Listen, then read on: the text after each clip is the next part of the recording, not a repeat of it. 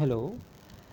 Okay, let's continue our discussion. हम three dimensional isotropic oscillator harmonic oscillator को solve कर रहे थे स्फेरिकल पोलर कोऑर्डिनेट्स में। तो रेडियल इक्वेशन को हमने कुछ ट्रांसफॉर्मेशंस के बाद यू इक्वेशन में कन्वर्ट किया। इंडिपेंडेंट डिपेंडेंट वेरिएबल दोनों चेंज हो चुके थे अब तक। फिर उसका एसिम्प्टोटिक बिहेवियर से उसमें एक ऐसा e⁻⁻² फैक्टर पता लगा। फिर जो इक्वेशन आई एफ की इक्वेशन, अब इस सब्स्टिट्यूशन के बाद उस एफ इक्वेशन, या वो आप सीधे यू इक्वेशन में भी कर सकते हैं। नियर ओरिजिन बिहेवियर अगर आप तलाशें तो आपको पता लगता है सॉल्यूशन में एक L+1 टाइप का फैक्टर भी होना चाहिए। तो ओवरऑल आपको अभी तक ये पता लगा है कि आपका u जो है उसमें e⁻⁻² फैक्टर और L+1 फैक्टर है। ओके, तो उसके अलावा जो रिमेनिंग पार्ट है वो है वी हमारा एक पॉलिनोमियल बनेगा जिसको हम सीरीज सॉल्यूशन से ढूंढेंगे। अब यहाँ से आगे बढ़ने के दो तरीके हैं। मैं दोनों पहले फर्स्ट मेथड को डिस्क्राइब कर रहा हूँ, फिर उसका एडवांटेज डिसएडवांटेज, और फिर सेकंड मेथड। फर्स्ट मेथड में ये जो हमारा f है, f इस e⁻⁻² को छोड़ के बाकी पार्ट हमारा f था अननोन। तो f के बिहेवियर में हमने L+1 पता लगा लिया। तो उसके अलावा भी जो अननोन पार्ट बचा है वो है v ऑफ जाई। अब ये v ऑफ जाई हम सीरीज सॉल्यूशन से पता करेंगे, बट इस फर्स्ट मेथड में मैं इस सीरीज को कहीं सब्स्टिट्यूट नहीं करूँगा। ओके, फर्स्ट मेथड में एक्चुअली मैं इस जो हमारे यहाँ सब्स्टिट्यूशन करके इक्वेशन आएगी उसको, जो हमें हाइड्रोजन एटम में लेगोरी इक्वेशन मिली थी, ये उसकी तरह कन्वर्ट हो जाएगी और तब उसके बाद मैं सीधे वहाँ के रिजल्ट्स को बोरो कर लूँगा। Okay, so this is the first method.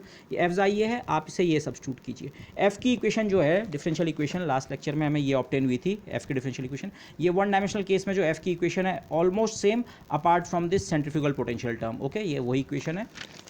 तो ये अगर मैं सब्स्टिट्यूशन करूँ एफ़ की जगह ये, तो एफ डैश और एफ डबल डैश के एक्सप्रेशन मैंने यहाँ पे निकाल रखे हैं। पढ़ के कोई एडवांटेज नहीं है, आपको खुद करने पड़ेंगे। बट जो ट्रिक मैंने यूज़ की है, मैं बस ट्रिक की बात करूँगा।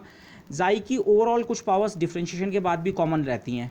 ओके, तो मैंने उन्हें बाहर लिख रखा है। जैसे एफ में तो जाई पावर L+1 है, एफ डैश में जाई की एक पावर, एक जब इस टर्म का डिफरेंशिएशन होगा एक कम हो जाएगा, तो ओवरऑल उस पावर को मैंने कॉमन ले रखा है। ऐसी अब एफ डबल डैश में जाई पावर L-1 को बाहर कॉमन रखने की कोशिश की है।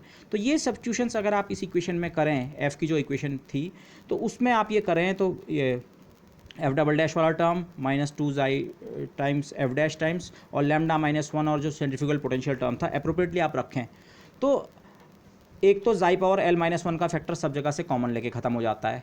ओके, जाई पावर L-1 का फैक्टर बेसिकली इसमें से जो आपने नियर ओरिजिन बिहेवियर वाला सॉल्यूशन पुट किया है उसमें से दो पावर छोड़ के बाकी वो जाई पावर L-1 का फैक्टर यहाँ के कारण, जिसे मैं कहता हूँ पहले हमने एसिम्प्टोटिक बिहेवियर को वीड आउट किया, अब जो नियर ओरिजिन बिहेवियर है वो भी सॉल्यूशन से हट जाएगा। तो ये जाई पावर L-1 जिनको मैंने ब्लू से अंडरलाइन कर रखा है, ये ओवरऑल कॉमन लेके आप खत्म कर रहे हैं। तो बेसिकली ये वाला बिहेवियर L+1 L-1 क्यों आ रहा है? दो पावर्स अभी भी छूटी है क्योंकि सब जगह से वो दो पावर कलेक्ट नहीं हो पा रही हैं, दो पावर। उसको आप दूसरी तरह से भी देख सकते हैं, नियर ओरिजिन बिहेवियर इस सेंट्रीफ्यूगल पोटेंशियल टर्म के कारण आया था, यही सबसे डोमिनेंट टर्म है। तो आप देखेंगे इस कैलकुलेशन में ये L+1 वाला टर्म पूरी तरह कैंसिल हो जाता है। ओके, तो ये एक जनरल बिहेवियर है। एसिम्प्टोटिक बिहेवियर आपने पता किया, उसे सब्स्टिट्यूट किया, तो एसिम्प्टोटिक बिहेवियर जहाँ से आता है वो कंट्रीब्यूशन खत्म हो जाता है। नियर ओरिजिन बिहेवियर आपने पता लगाया जाई पावर L+1 टाइप का है, उसको आपने अपने सॉल्यूशन में उतना पार्ट इनकॉर्पोरेट कर दिया, बाकी अननोन। तो अब बाकी अननोन की इक्वेशन जो बचेगी वी की इक्वेशन में, उसमें ये वाला जो नियर ओरिजिन बिहेवियर है वो खत्म हो चुका होगा। ओके, ये देख रहे हैं। तो आपको वी की इक्वेशन कुछ इस फॉर्म की मिलती है, उसे आप थोड़ा रीअरेंज करें, जाई की मोस्ट प्रॉब्ली एक और पावर यहाँ कॉमन आके कैंसिल होती है, बट वट एवर। लेकिन अब एक चेंज ऑफ वेरिएबल हमें और करना है। ये इक्वेशन आ गई वी की इक्वेशन, ये वी। ओके, ये अननोन वी अभी अननोन है, उसकी डिफरेंशियल इक्वेशन ये रही। अब एक तरीके में तो हम ये कर सकते हैं, इस वी को हम सीरीज सॉल्यूशन मेथड से सॉल्व करें, पर इस फर्स्ट मेथड में मैं क्या कर रहा हूँ, मैं इंडिपेंडेंट वेरिएबल को एक और बार चेंज कर रहा हूँ। इंडिपेंडेंट वेरिएबल को मैं इस तरह से चेंज कर रहा हूँ, अभी तक मेरा इंडिपेंडेंट वेरिएबल जाई है, जाई की जगह मैं इंडिपेंडेंट वेरिएबल रो ला रहा हूँ, रो जो कि बेसिकली जाई स्क्वायर के बराबर है। ओके, तो यहाँ पे स्क्वायर रूट टाइप का इंडिपेंडेंट वेरिएबल आ चुका है। लेकिन ये चेंज क्यों किया हमने उसको आप आगे देखेंगे, बट ये चेंज किस तरह से करेंगे आप लोग ध्यान रखें। माना वी डैश है, वी डैश का मतलब अभी dv/d जाई पुराने वेरिएबल के रेस्पेक्ट में, तो चेन रूल से dv/d रो नया वेरिएबल और खुद d रो/d जाई, d रो/d जाई आपको इस एक्सप्रेशन से मिल जाएगा जो कि 2 जाई के बराबर है। तो 2 जाई ये, और फाइनली सब चीज़ों को फिर से जाई के टर्म में लिखें तो ये वी डैश, क्योंकि इस इक्वेशन में वी डैश भी है, वी डबल डैश भी है। अभी डिफरेंशिएशन इस इक्वेशन में सब कुछ जाई के रेस्पेक्ट में है। इंडिपेंडेंट वेरिएबल जाई है, पर अब हम इंडिपेंडेंट वेरिएबल जाई के बजाय रो के फॉर्म में कन्वर्ट करना चाहते हैं। जाई और रो का रिलेशन ये है, तो वी डैश को ऐसे करेंगे। ऐसे ही वी डबल डैश को करते हुए थोड़ा और सावधानी रखें, अगेन मैंने कैलकुलेशन यहाँ शो कर रखी है, केवल पढ़ के कोई फायदा नहीं है। You can see d by d xi v dash आपने ऊपर के स्टेप में निकाला इतने के बराबर, और फिर चेन रूल लगाया, डी बाई डी जाई को d by d rho by d xi, तो आप वैल्यू सब्स्टिट्यूट करें तो आपको ये एक्सप्रेशन मिलता है। लेकिन इसकी लास्ट लाइन पे थोड़ा ध्यान रखना है, जो ब्लैक पेन से मैंने लिख रखी है, मैंने फिर से इन्हें वी डैश और वी डबल डैश लिखा है। ये वी डबल डैश अलग है, जब मैं इस पॉइंट पे स्टार्ट करता हूँ तो मैं चीज़ों को जाई का फंक्शन ट्रीट कर रहा हूँ, तो डबल डिफरेंशिएशन जाई के रेस्पेक्ट में, और अब आते आते मैं सब चीज़ों को कन्वर्ट कर चुका हूँ, तो अब डिफरेंशिएशन जो है रो के रेस्पेक्ट में। ओके, यहाँ सब चीज़ें रो के रेस्पेक्ट में, be careful about this thing. ये नॉमेनक्लेचर हम यूज़ करते हैं क्योंकि लिखने में आसानी रहती है। If you are confuse by this, आप एक्सप्लिसिटली ऐसा लिखें कि ये तो था भाई d2v ओवर डी जाई स्क्वायर, और इसी तरह से यहाँ भी ऐसा लिखें क्लियर कि अब डिफरेंशिएशन हमारे उसके रेस्पेक्ट में है, रो के रेस्पेक्ट में। लेकिन ये किया क्यों?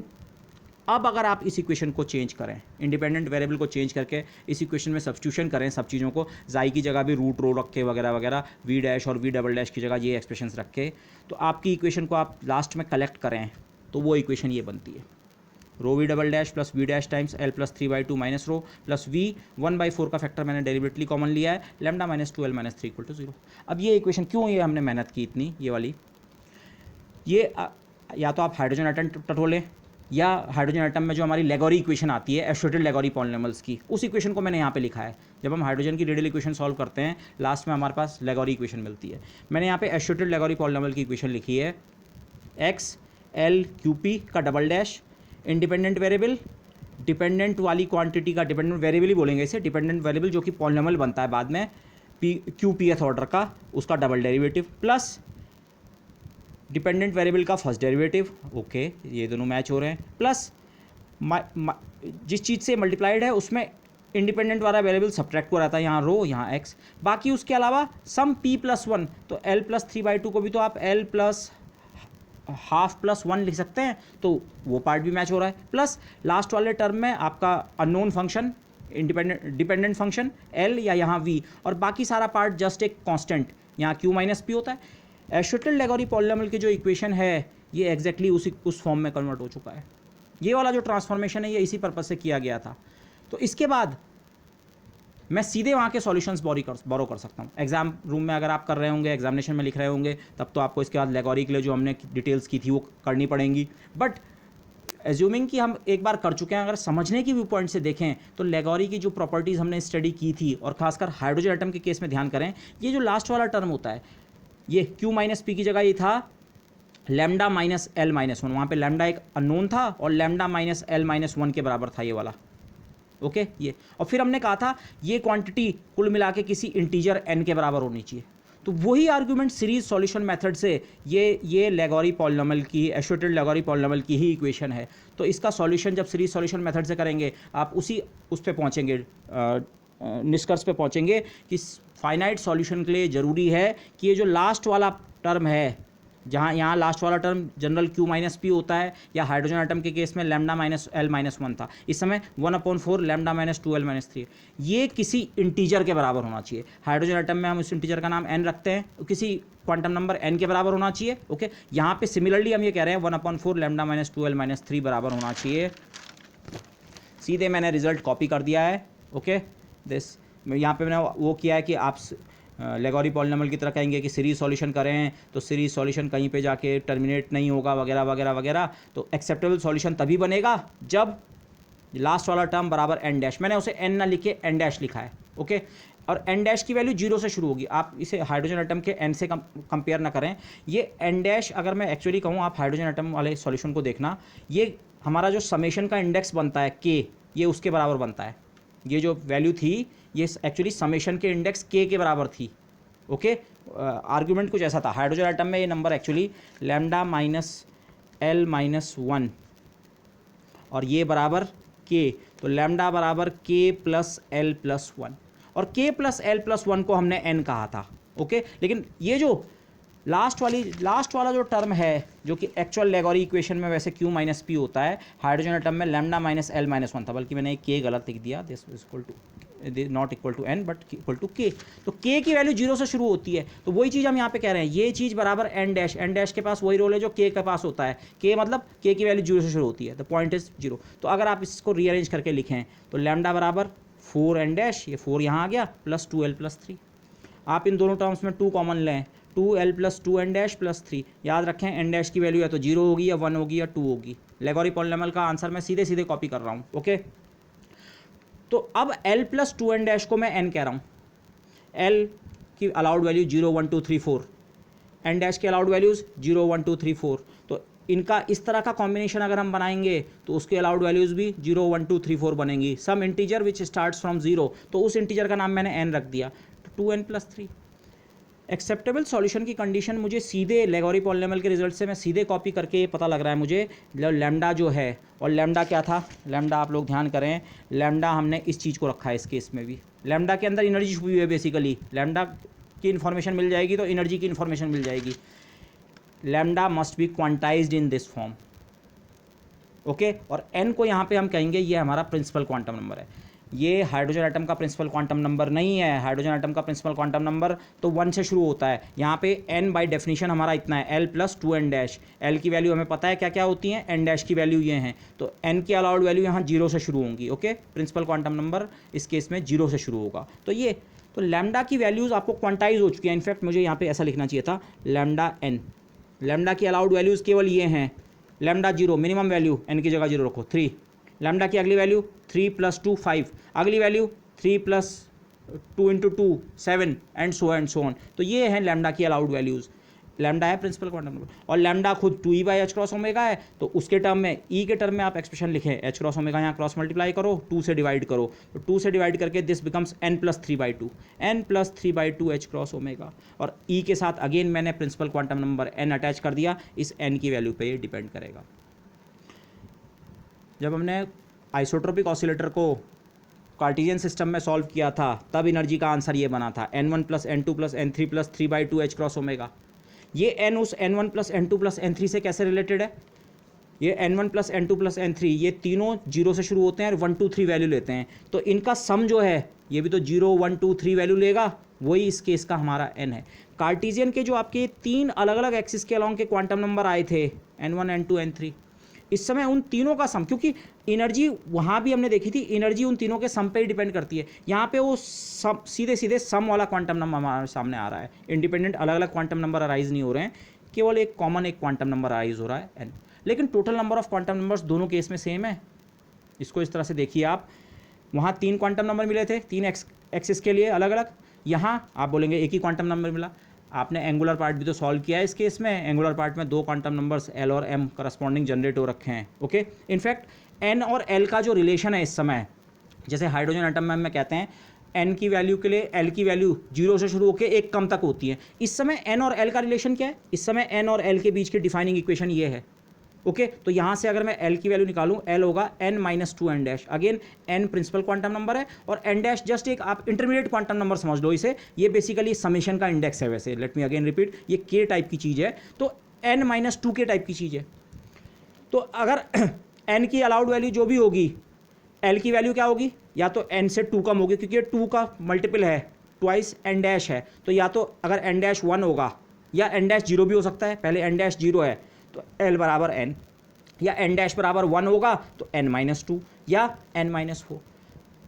जो for a given value of n, l की वैल्यूज जो होती हैं वो 2 के अंतर पे होती हैं। ये एक बहुत इंपॉर्टेंट प्रॉपर्टी है, ऐसी प्रॉपर्टी शायद आपने अभी तक पहले नहीं देखी होगी, बट ये एक इंटरेस्टिंग फीचर है। से माना आप n इक्वल टू 6 केस लेते हैं, प्रिंसिपल क्वांटम नंबर की वैल्यू 6 है, तो उसके करस्पॉन्डिंग जो ऑर्बिटल क्वांटम नंबर होगा आइसोट्रोपिक ऑसिलेटर इन 3D के लिए, वो या तो 6 होगा, या 6 में 2 घटा के 4, या 4 घटा के 2 0, मिनिमम 0 से नीचे नहीं जा सकता। ये तो एंगुलर पार्ट को सॉल्व करते हुए हमें रिस्ट्रिक्शन पता है, एल की वैल्यू 0 से नीचे नहीं जा सकती है, तो ये वैल्यू हो गई। और अगर माना n इक्वल टू 5 वाला केस आप देखते तो 5 टॉप मोस्ट वैल्यू 5 के बराबर, और 5 से 2 कम 3, और उससे 2 और कम 1, और 1 में 2 कम करेंगे तो माइनस हो जाता है, तो वो नहीं होगा ये। तो आप देख रहे हैं बिहेवियर, या तो l की वैल्यू सारी की सारी इवन होंगी, या l की वैल्यू सारी की सारी क्या होंगी, ऑड, ओके तो जो बिहेवियर ऑफ एल है for the principal quantum number, ये हाइड्रोजन एटम की तरह ना सोचें कि सब जगह वही वाला पैटर्न चलता है कि वो स्टेट है, 2 स्टेट है, n इक्वल टू 2 है तो 2s भी होगा और 2p भी होगा। नहीं, यहाँ ये बिहेवियर नहीं है, इसको आगे हम थोड़ा और एक्सप्लोर करेंगे बट दिस तो। लेकिन 2-3 चीज़ें यहाँ पे नज़र आ रही हैं। एक कार्टिजियन केस में 3 quantum number n1 n2 n3, यहाँ 3 quantum number n l m, लेकिन एनर्जी जो n1 n2 n3 वहाँ इस कॉम्बिनेशन से डिटरमिन करते थे, उन तीनों का सम प्लस 3/2 h क्रॉस ओमेगा। यहाँ n1 plus n2 plus n3 को रिप्लेस कर दिया simply n plus 3/2। Answer same है, फिर भी वहाँ के एनर्जी लेवल ध्यान करो, सबसे मिनिमम कॉम्बिनेशन इन दोनों का, इन सबका 0 बनता है। यहाँ भी तो n की मिनिमम वैल्यू 0 है। फिर अगला कॉम्बिनेशन वो था जिनमें इन सब का कंट्रीब्यूशन मिला के 1 बन रहा था, तो n की जगह सीधे सीधे 1 रख दो। तो अलाउड एनर्जी लेवल्स वही हैं, 3/2, 5/2, 7/2, 9/2 h क्रॉस ओमेगा, हर किसी के बीच h क्रॉस ओमेगा का डिफरेंस। Okay this. अच्छा, इस मेथड का एडवांटेज क्या है? इस मेथड का एडवांटेज जो है, आप लेगोरी पॉलिनॉमियल्स, अगेन एग्जाम पर्पस के लिए शायद एडवांटेजेस ना हो क्योंकि लेगोरी पॉलिनॉमियल का फिर आपको यहाँ पे डेरिवेशन करना पड़ेगा, बट अदरवाइज जब आप समझने के व्यू पॉइंट से क्यों ये मेथड इंपॉर्टेंट है, एडवांटेज क्या है, आपको v जो है, ये v की इक्वेशन आपने सीधे कहा रहे ये तो लेगोरी पॉलिनॉमियल की इक्वेशन है, तो v सीधे सीधे लेगोरी पॉलिनॉमियल है। v है l p q, और p q की वैल्यू कितनी है? p q की वैल्यू आप यहाँ से रीड कर सकते हैं। हम इसको इससे कंपेयर करें, इंडिपेंडेंट वेरिएबल यहाँ x है, यहाँ रो है, v की जगह हमारा लेगोरी पॉलिनॉमियल हो जाएगा जो कि फंक्शन होगा रो का इस केस में, और p+1 की जगह l प्लस 3/2 है, और q माइनस p की जगह ये वाला फैक्टर है 1/4 लैम्डा माइनस 2l माइनस 3। तो पहले आप ये कंपेयर करें, p+1 बराबर l प्लस 3/2, p+1 बराबर l प्लस 3/2 से आपको p की वैल्यू मिल गई। और फिर जो लास्ट वाला कोफिशिएंट है q माइनस p, उसको लास्ट वाले कोफिशिएंट से कंपेयर करें, p की वैल्यू आप पता लगा चुके हैं, तो आपको पता लगेगा q हमारा सिंपली इतना है। q को आप कई फॉर्म में लिख सकते हैं, ठीक है। लास्ट में ये है, ये रहा q और ये रहा p। तो v का जो आंसर है एसोसिएटेड लेगोरी पॉलिनॉमियल ऑफ, मैंने इंडेक्स यहाँ पे ऊपर नीचे लिख दिया, उसी लिए मेरे यहाँ आगे गलती शुरू हुई। q इंडेक्स हम नीचे लिखते हैं और p इंडेक्स ऊपर लिखते हैं। लेगोरी एसोसिएटेड लेगोरी पॉलिनॉमियल्स का डिस्कशन आप देखें हाइड्रोजन एटम में, पहले हम लेगोरी पॉलिनॉमियल की बात करते हैं और फिर उसे p टाइम्स डिफरेंशिएट करते हैं तो एसोसिएटेड लेगोरी पॉलिनॉमियल बनता है। ओके, इनिशियली आप पे qth ऑर्डर का पॉलिनॉमियल होता है और फिर p टाइम्स डिफरेंशिएट करके वो केवल q माइनस p ऑर्डर का रह जाता है। ओके, तो यहाँ मैंने लिखने में थोड़ा गड़बड़ कर दी थी, इसीलिए मैंने रेड पेन से दिखाया है। ये वाला इंडेक्स मुझे नीचे लिखना चाहिए था, ये वाला ऊपर। कुछ स्टेप्स तक मैं यही गलती करता रहा क्योंकि p और q की वैल्यू को मैंने मिक्स कर दिया था। p की वैल्यू यही है, q की वैल्यू यही है, लेकिन जिन पोजीशन पे उन्हें लिखना था वो मैंने मिक्स कर दिया था। तो ये, बट द पॉइंट इज, इस मेथड से जो v जो है हमारा जो अननोन फंक्शन था, एसिम्प्टोटिक और नियर ओरिजिन बिहेवियर के अलावा जो बीच के पार्ट में पॉलिनॉमियल सॉल्यूशन था, वो एग्जैक्टली आपके सामने लिखा हुआ है। लेकिन ध्यान आपको ये रखना है, ये लेगोरी पॉलिनॉमियल रो का फंक्शन है। जब हमने इक्वेशन को रो की फॉर्म में ट्रांसफॉर्म किया तब ये आया, तो रो खुद हमारा जाई स्क्वायर के बराबर है, तो लास्ट में मैं रो की जगह जाई स्क्वायर रख देता हूँ, जाई स्क्वायर। ओके, तो बी केयरफुल। माना लेगोरी पॉलिनॉमियल किसी केस में x बनता था, तो इस केस में जहाँ x था उसकी जगह जाई स्क्वायर बनेगा। अगर कहीं पे x स्क्वायर टर्म था तो उसकी जगह जाई पावर 4, सो बी केयरफुल ये। लेकिन ये एग्जैक्ट सॉल्यूशन है, तो यही एडवांटेज है। और v के साथ मैंने 2 क्वांटम नंबर n और l अटैच कर दिए क्योंकि ये n और l की वैल्यू के हिसाब से अलग अलग आंसर देगा। n और l की अलाउड वैल्यूज़ की हम बात कर चुके हैं, n 0 1 2 3 होगा और l जो होगा n से स्टार्ट करेगा और फिर n-2, n-4, n-6 हो सकता है, और लास्ट वैल्यू या तो 0 होगी या 1 होगी, डिपेंडिंग ऑन आपने ऑड वैल्यू से स्टार्ट किया था या इवन वैल्यू से। तो v 2 क्वांटम नंबर्स पे डिपेंड करता है।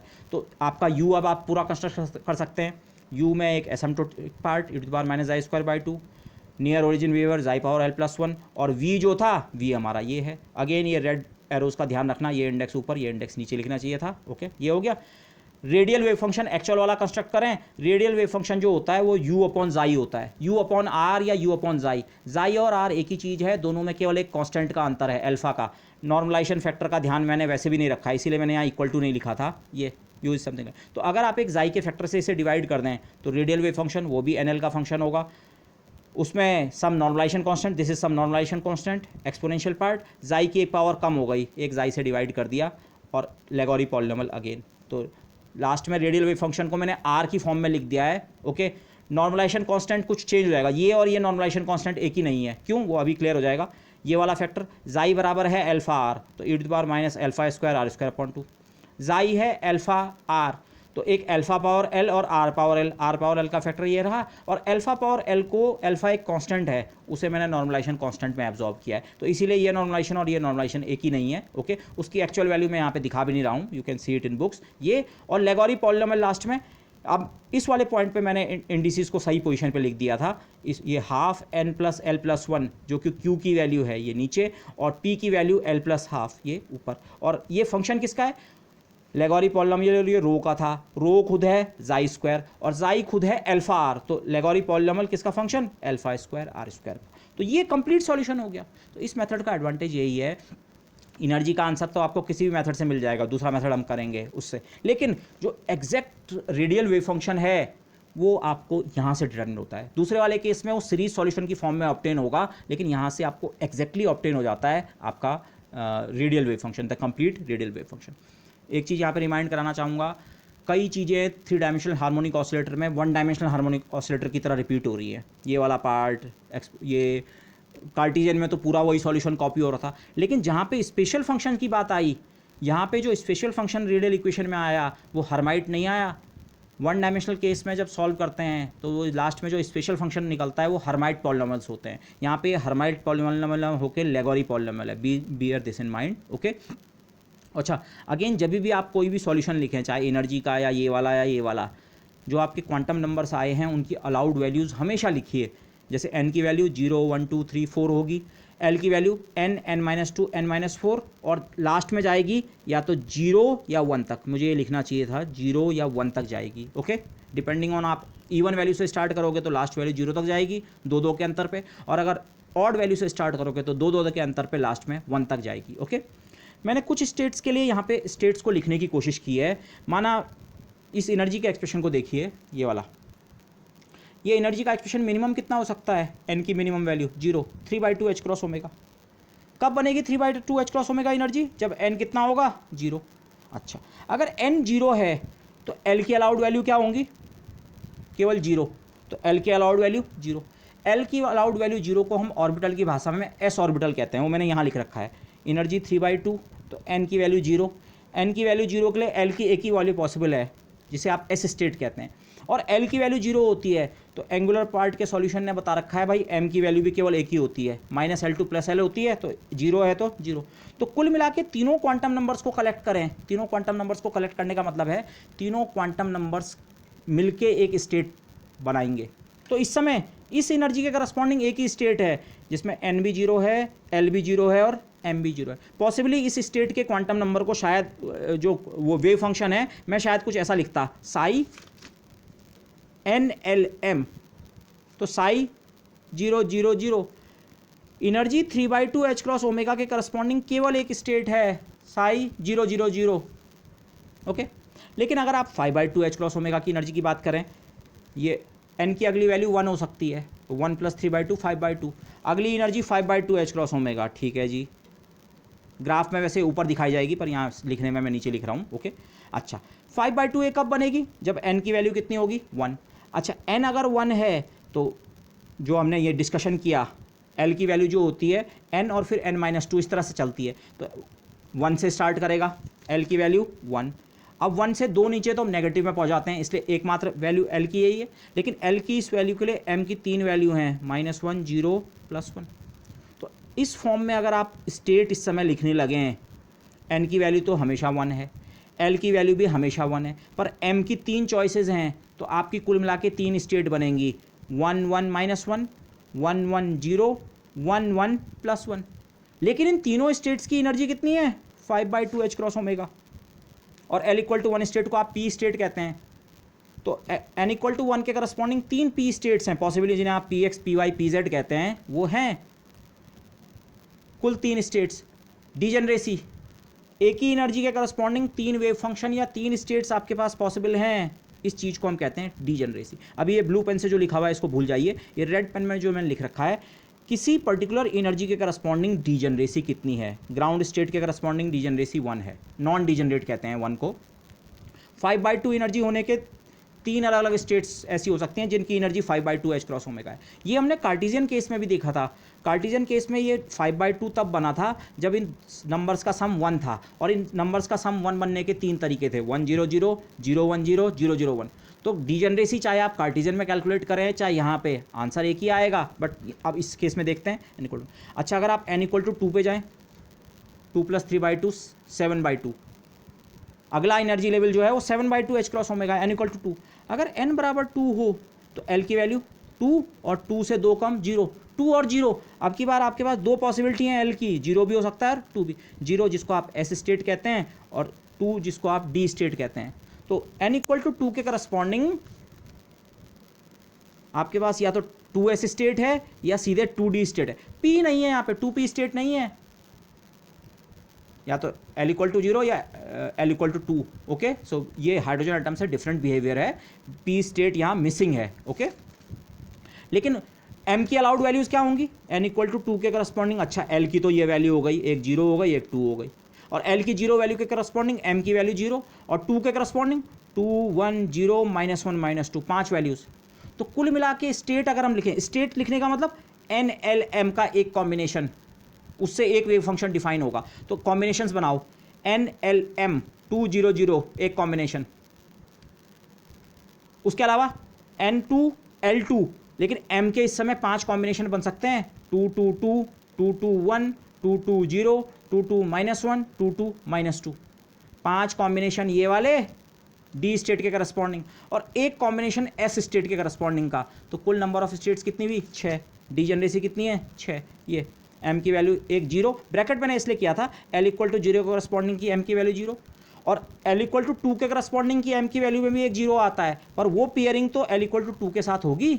ये वाला 0 अलग है, ये वाला 0 अलग है, ये वाला 0 l इक्वल टू 0 के करस्पॉन्डिंग का है, ये वाला बीच वाला 0 l इक्वल टू 2 के करस्पॉन्डिंग का है। ओके, ऐसी आप अगली स्टेट पे जाएं जिसकी एनर्जी 9/2 h क्रॉस ओमेगा है, तो आप पाएंगे वहाँ पे केवल l की अलाउड वैल्यू या तो 3 होगी या 1, n इक्वल टू 3 है तो 3 और 3 से 2 कम 1, या तो p स्टेट होगी या f स्टेट होगी, और 1 के करस्पॉन्डिंग m की अलाउड वैल्यू 3 है, और l इक्वल टू 3 के करस्पॉन्डिंग m की अलाउड वैल्यू 7 हैं, 3 2 1 0 -1 -2 -3।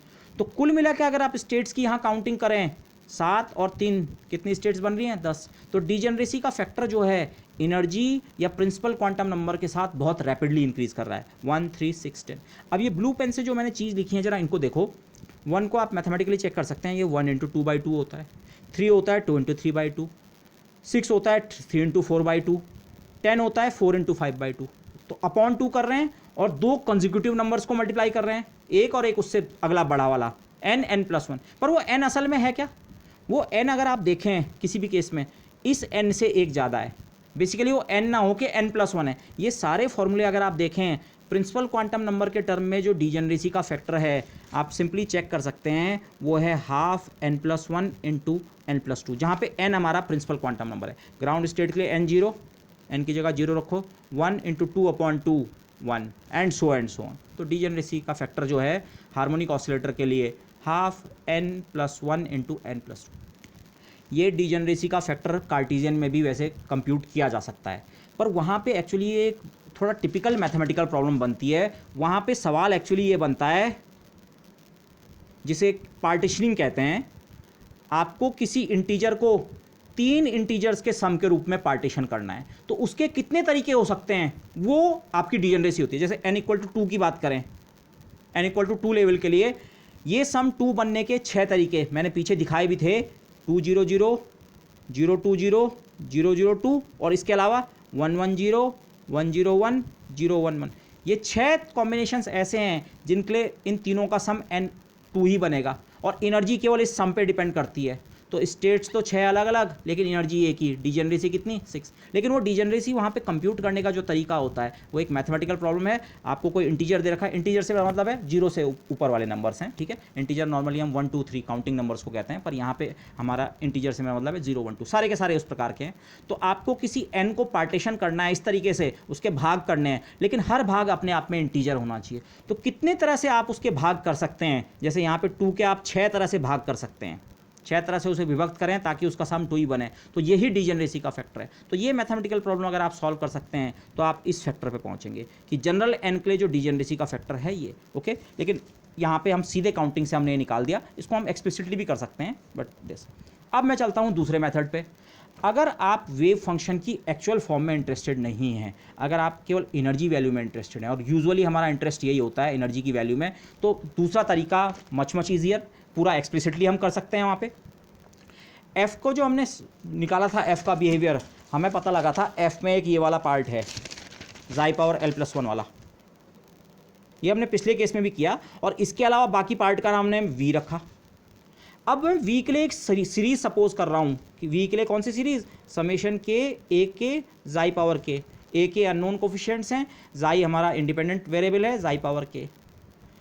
बाहर कोई एक्स्ट्रा पावर वी में क्यों नहीं ली, क्योंकि वी में जो एक्स्ट्रा पावर आनी थी वो एफ में पहले ही इस फैक्टर में आ चुकी है, ओके। वो जो पावर है, अगर आप वी में ऐसा फैक्टर लेंगे भी, ज़ाई पावर एक्स का फैक्टर लेंगे भी अपनी तरफ से वी में, मैं इसकी बात नहीं कर रहा हूँ, इसके अलावा अगर आप यहाँ ढूंढने की कोशिश करेंगे क्या वी में कोई ऐसा फैक्टर है, तो आपको पता लगेगा एक्स की वैल्यू 0 बनती है। तो डायरेक्टली आप ऐसे स्टार्ट कीजिए, वी के लिए सीरीज सपोर्ट्स की, तो ये ज़ाई पावर L+1 के फैक्टर में अंदर ले गया।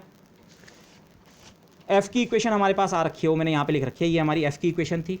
इसमें आपको एफ़ चाहिए, एफ़ डैश चाहिए, एफ़ डबल डैश। मैंने एफ़ डैश और एफ़ डबल डैश निकाल रखे हैं, सीरीज सॉल्यूशन में हम कई बार कर चुके हैं, पढ़ के वैसे भी कोई फ़ायदा नहीं, आप खुद कीजिए। एफ़ इक्वेशन में अगर आप इनको सब्स्टिट्यूट करें, ओके, टर्म बाई टर्म करें आप, ये first term F double dash ये है, -2 एफ़ डैश जाई ये है, और लास्ट थर्ड टर्म को मैंने लास्ट में 2 समेशन में ब्रेक किया। क्यों किया, क्योंकि एक पार्ट में तो एफ लैम्डा -1 से मल्टीप्लाई हो रहा है, तो उससे एफ की ज़ाई की पावर्स पे कोई फ़र्क नहीं पड़ेगा, ये लैम्डा -1 एक कांस्टेंट है। लेकिन दूसरे टर्म में LL+1 के साथ डिनोमिनेटर में ज़ाई स्क्वायर भी है, तो ये ज़ाई की जो पावर्स हैं एफ में उन्हें अफेक्ट करेगा। तो होगा क्या, अगर आप ये आराम से इस कैलकुलेशन को करें, लास्ट में आपकी समेशन सीरीज़ में एक्चुअली केवल 2 तरह की पावर बचेंगी। एफ डबल डैश में ज़ाई की पावर k+L-1, एफ में पावर k+L+1 है, एफ डैश में एक पावर कम हो गई k+L, एफ डबल डैश में k+L-1, तो एफ डबल डैश पहला वाला टर्म k+L-1 पावर लेके आएगा। एफ डैश में एक पावर कम हो जाती है, लेकिन इक्वेशन में एफ डैश एक ज़ाई से मल्टीप्लाइड है, तो ओवरऑल जो टर्म बनता है उसकी पावर k+L+1 होती है। और यहाँ ये जो 2 टर्म्स हैं, एक लैम्डा -1 वाला, ये तो एफ़ की पावर को नहीं छेड़ता, एफ़ में ज़ाई की पावर को नहीं छेड़ता है, तो ये लैम्डा -1 वाले टर्म में तो पावर k+L+1 रहती है। और जो LL+1 वाला टर्म होता है, ये ज़ाई की 2 पावर्स को कैंसिल कर देता है, क्योंकि ज़ाई स्क्वायर डिनोमिनेटर में है, तो फिर इसमें भी ज़ाई की पावर k+L-1, 2 कम होकर इतना बन गई। तो अगर आप ओवरऑल देखें, k+L-1, k+L-1, इन 2 में पावर ये है, और इन दोनों में k+L+1, k+L+1। तो इनको अगर आप प्रॉपरली कलेक्ट कर लें तो आपके पास केवल 2 समेशन सीरीज बनती है, okay, one this and one this. Now this has turned black again for certain reasons, I don't know. Let me pause this video, मैं इसी का सपोर्टिंग सेकंड वीडियो पोस्ट कर दूंगा, मुझे इसे यहीं पे पॉज